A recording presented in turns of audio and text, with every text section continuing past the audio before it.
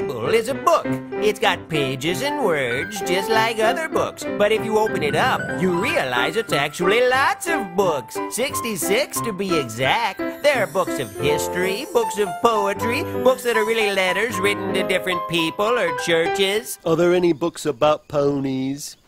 No. But there's even a book that talks about the end of the world. But we'll save that one until the end. It's a little tricky. Wow. So the Bible is sort of like other books and sort of isn't. That's right. Most books are written by just one person. The Bible was written by more than 40. Most books are written in, 6 months or a year. We think the Bible may have been written over as much as 1,600 years. 1,600 years! That's like writing a book from the end of the Roman Empire until today.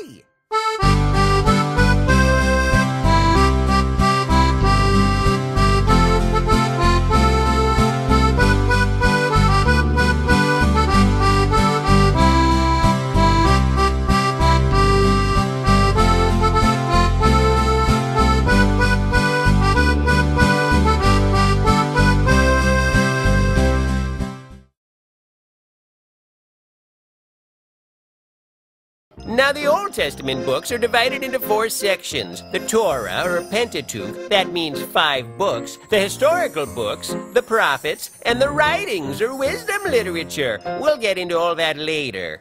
The New Testament also has 4 sections. The Gospels, which tell the story of Jesus. The Acts of the Apostles, which talks about the early days of the church and Paul's missionary trips. The Letters, or Epistles, that's a fancy word that means, letters. And the Revelation to John, the really wild book at the back that talks about the end of the world. Any questions? I've got a question. Why do they call them testaments? Do they give you fresh breath? Because I licked one and it didn't work.